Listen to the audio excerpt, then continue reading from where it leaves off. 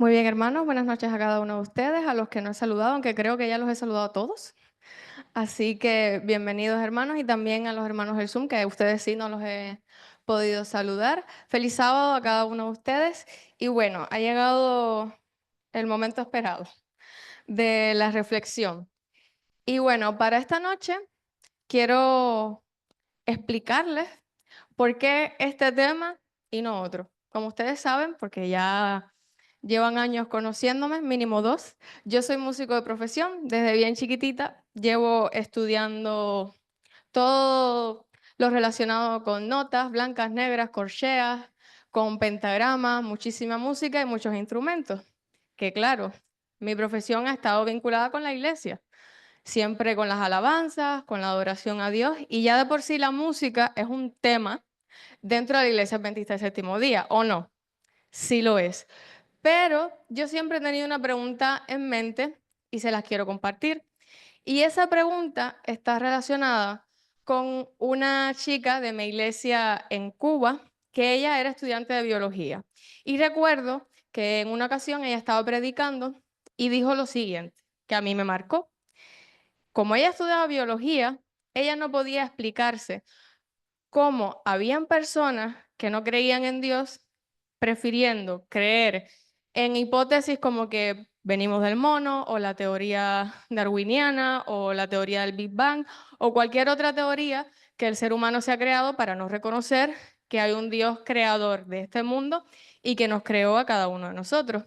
Y mi pregunta era, ¿algún día yo en mi profesión, en aquello que esté estudiando o algo que esté conociendo, podré vivir esa experiencia de que ya sea demostrar con mi comportamiento, demostrar que en mi ADN hay muestras de que hay un Dios creador y superior? Pues esa respuesta llegó, sí, efectivamente, pero de la manera más inesperada, o sea, nunca pensé que vendría por ahí. Y quiero invitarle a cada uno de ustedes a que abra su Biblia un momentito en Marcos 12:31, pero no lo lea, lo deja ahí abierto. ¿Vale? Les doy tiempo para que lo busquen, también a los hermanos en Zoom. Marcos 12:31. Lo deja ahí guardadito, que lo vamos a utilizar después.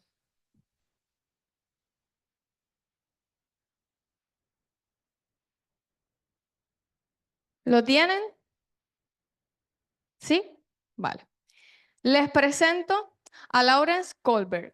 ¿Alguna vez habían escuchado sobre este hombre? Pues él, sí, ya, José Alejandro sí lo sabe.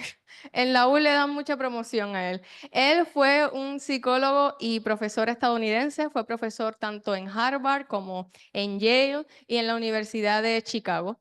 Y él hizo una serie de investigaciones para la creación de su teoría del desarrollo moral. ¿Alguna vez habían escuchado esta teoría? Pues él enunció esta teoría desde 3 niveles. Un primer nivel preconvencional, segundo convencional y tercero postconvencional.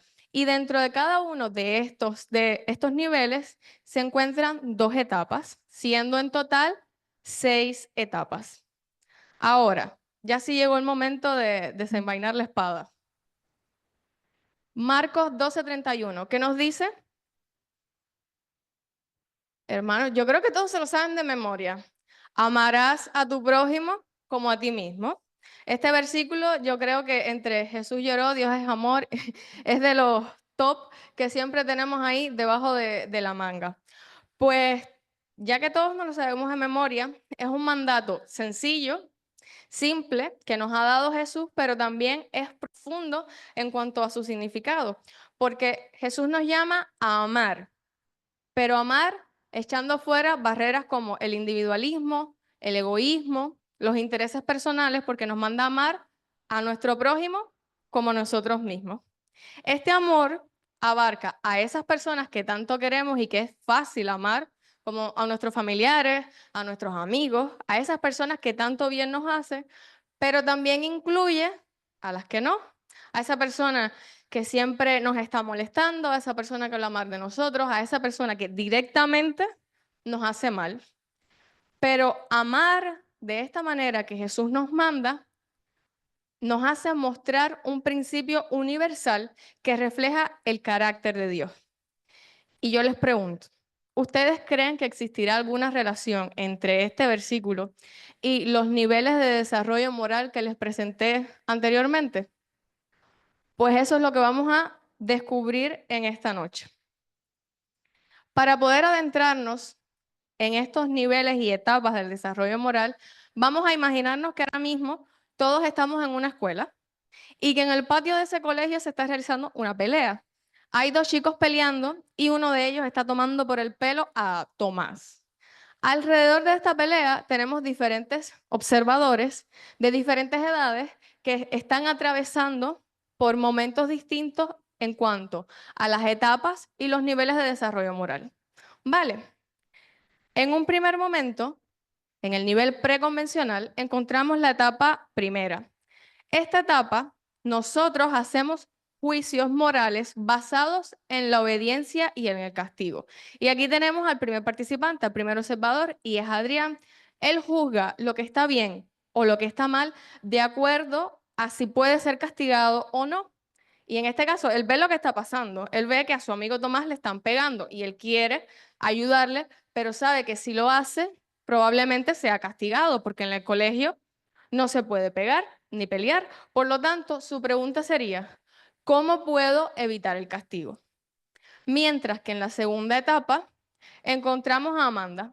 Ella decide intervenir, ella se va a meter de lleno en la pelea, porque va pensando, si yo ayudo a Tomás, en un futuro, cuando yo me vea en esta misma situación, ¿qué va a hacer Tomás? Me va a ayudar. Entonces, en esta etapa, ella piensa, ¿qué gano yo con esto? ¿Qué gano yo con la acción que voy a realizar? En el segundo nivel, el convencional, la etapa 3 y 4 son las representativas. En la etapa 3, nuestras expectativas, las relaciones y la conformidad interpersonal son las que guían nuestro juicio moral. Y un ejemplo de ello es Betty. Betty está mirando lo que está pasando y le da pena con Tomás, quiere ayudarle, pero se acaba de dar cuenta que todas las personas que están alrededor de la pelea, ¿qué están haciendo? Mirando. Nadie ha pasado al frente a ayudar a Tomás. Y ella quiere que sus compañeros vean que ella también sigue las reglas, que ella también es una chica buena.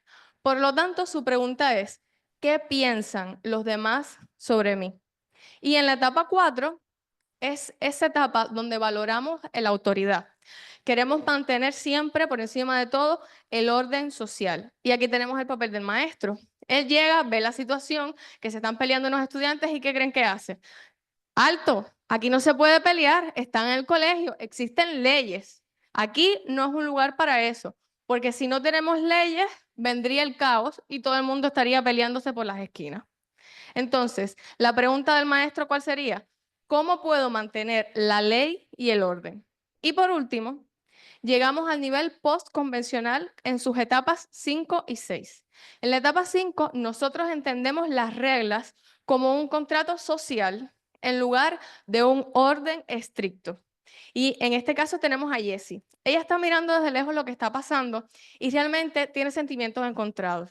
No sabe si ayudar, no sabe si entrometerse, si participar, porque la semana pasada la semana pasada Tomás le había pegado a uno de los chicos más pequeños. Entonces realmente ella piensa, Tomás se lo merece porque él actuó mal. Por lo tanto, ella piensa, ¿una regla realmente sirve a todos los miembros de la comunidad? Y por último, tenemos la etapa 6, donde nosotros nos guiamos por principios éticos universales y encontramos el papel del director. Al finalizar esta pelea, todos los involucrados a dónde van? Al despacho del director. Y el director les explica las reglas de la escuela y por qué existen. Él les aclara que las reglas son válidas solamente si están basadas en la justicia. Para él, el compromiso con la justicia conlleva a la obligación de desobedecer reglas injustas. El principio moral más elevado para el director es la compasión.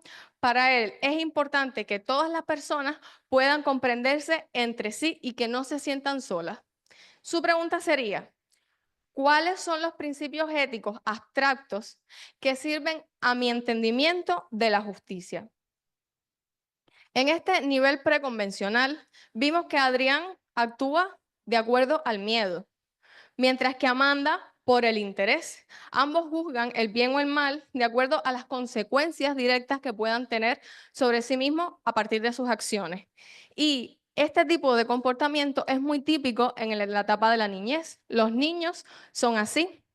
Ellos actúan de acuerdo a las consecuencias que pueden tener sus acciones. Si yo hago esto y está bien, mi madre me recompensa y me dice que buen niño soy, pero si hago lo que está mal, ¿qué va a hacer? Me castiga. Luego, en el nivel convencional, encontrábamos a los segundos participantes, a Betty, que ella responde de acuerdo a la presión social, a lo que ven los compañeros que ella está haciendo y lo que puedan llegar a pensar sobre ella. Y al maestro, que sigue cabalmente las reglas. Su moralidad se centra de acuerdo a lo que la sociedad establezca que es correcto. Y este nivel, la etapa número 3, va en concordancia con la adolescencia. Los adolescentes, cuando están atravesando por este periodo de desarrollo, se sienten observados y necesitan tener una aprobación de la sociedad. Por eso es muy típico la presión de grupo y las acciones que ellos puedan llevar a cabo de acuerdo a la influencia que tengan a su alrededor. Y la etapa número 4 va relacionada con los adultos, en el cumplimiento cabal de las reglas. Y por último, en el nivel postconvencional teníamos los estadios 5 y 6. Estoy sudando, hermanos. Pero solo esta mano, ¿eh? Esta no. Esta está, vamos, muerta del nervio. Pues tenemos las etapas 5 y 6. En el caso de Jessie, ella veía que estaba ocurriendo una situación, pero que no podía saber si era justa o injusta. Su acuerdo moral se debatía entre realmente la ley es justa. ¿Realmente debo cumplir esa ley de obligatoriedad si yo la considero que no es justa? Y teníamos al director, el cual su compromiso fundamental era con la compasión y con esos principios éticos superiores. Y esto sí se corresponde con el versículo que leímos al inicio. Amarás a tu prójimo como a ti mismo. En la etapa postconvencional, las decisiones no se toman solamente por el temor o por las consecuencias o por cumplir las expectativas que pueda tener la sociedad que nos rodea. En lugar de eso, las acciones son guiadas por principios éticos más elevados. Y nosotros, como cristianos, debemos tratar de que nuestros principios morales estén anclados en la palabra de Dios. Como nos ha dicho Jesús, pero yo os digo, amad a vuestros enemigos, bendecid a los que os maldicen, haced bien a los que os aborrecen y orad por los que os ultrajan y os persiguen. Esto implica hacer lo correcto, incluso cuando no hay nadie mirándote, cuando la sociedad puede creer que lo que estás haciendo no es correcto, cuando no están de acuerdo contigo o cuando simplemente es más fácil seguir la corriente. Jesús mismo nos mostró cuál es la forma de vivir de acuerdo a los principios de Dios, que no siempre van a estar relacionados con lo que acepta la sociedad o con una recompensa inmediata.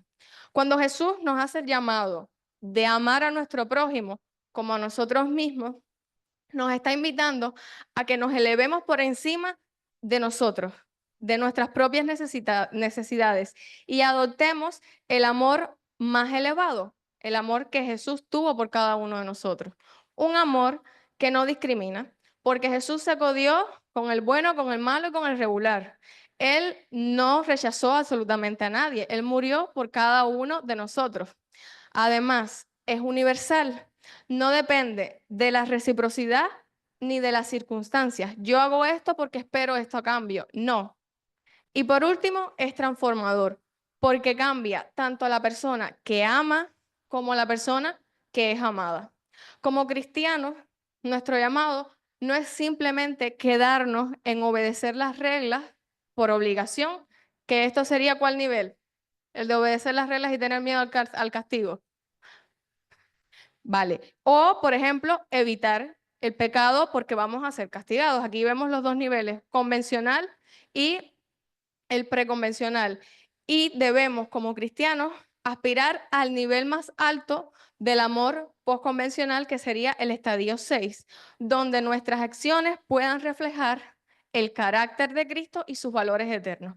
Ahora, una cosa, hermanos, aunque cada uno de nosotros hayamos pasado por la niñez, por la adolescencia, en la adultez y seguimos, bueno, siguen, porque yo todavía no he llegado ahí, en el proceso para llegar a la vejez, es un periodo de nuestra vida por el cual todos hemos pasado o estaremos pasando. Pero el hecho de llegar a esta sexta etapa del nivel postconvencional no quiere decir que todos podamos llegar ahí o que todos hemos llegado ahí. ¿Me explico? En la sociedad donde nosotros estamos viviendo actualmente, mucha gente se mueve por la conveniencia, por qué puedo obtener yo a cambio, qué gano yo con esto. Y el Señor nos está llamando a ser superiores a eso y amar a nuestro prójimo como a nosotros mismos, desearle a esa persona lo que nosotros quisiéramos para nosotros. Y para nosotros no deseamos el mal, deseamos puras bendiciones y todas cosas buenas. Pues el Señor nos está llamando a llegar a ese nivel más alto, a aspirar a tener un nivel moral universal, donde podamos ser esa mano ayudadora para la otra persona. Y por eso les traigo 3 consejos. El primero, cultivemos un carácter semejante al de Cristo.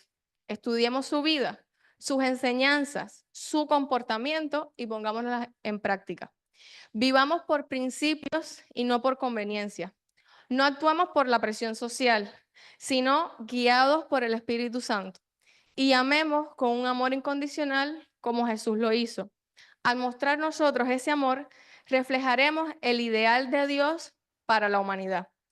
La más alta etapa del desarrollo moral no se alcanza con el esfuerzo humano, sino con la transformación que el Espíritu Santo puede hacer en cada uno de nosotros. Cuando nosotros amamos a nuestro prójimo como a nosotros mismos, estaremos viviendo ese nivel ético universal que trasciende todas las leyes humanas, porque es el amor que viene de Dios. Y aspirar a ese nivel, llegar a ese nivel, alcanzarlo, debe ser nuestra meta como cristianos, porque así podremos reflejar el reino de los cielos aquí en la tierra. Y en resumen, les puedo decir que con esta reflexión está contestada mi pregunta. Porque, ¿cuántos años de estudio habrá necesitado Lawrence Kohlberg para poder desarrollar esta teoría? Yo no lo sé, ustedes tampoco, pero habrá necesitado sus años porque tuvo que realizar una serie de experimentos para él poder recopilar una serie de información, resumirla, tratarla y a partir de ahí elaborar una teoría, discutirla, etc. Y yo me pregunto, y es la respuesta a mi pregunta, el Señor ya nos lo había dicho. ¿Cuántos años necesitó este hombre? Varios. Pero ya la respuesta estaba en la Biblia. Ya Jesús nos había dicho, ama a tu prójimo como a ti mismo. Y amar a tu prójimo como a ti mismo es el resultado de alcanzar un nivel moral más alto, donde dejas de preocuparte por ti, de ser egoísta, de ser individualista, de tener miedo al castigo, de ver qué puedo obtener yo para trascender todas esas barreras y amar genuinamente como Jesús amó. Y bueno, al final de cuentas, pude ver que cada comportamiento nuestro, que cada célula de nuestro cuerpo habla de que tenemos un Dios creador del cielo, de la tierra y de todo lo que hay aquí, y también de cada uno de nosotros. Y esta es la reflexión de esta noche. Dios les bendiga. Y para terminar, les invito a ponerse en pie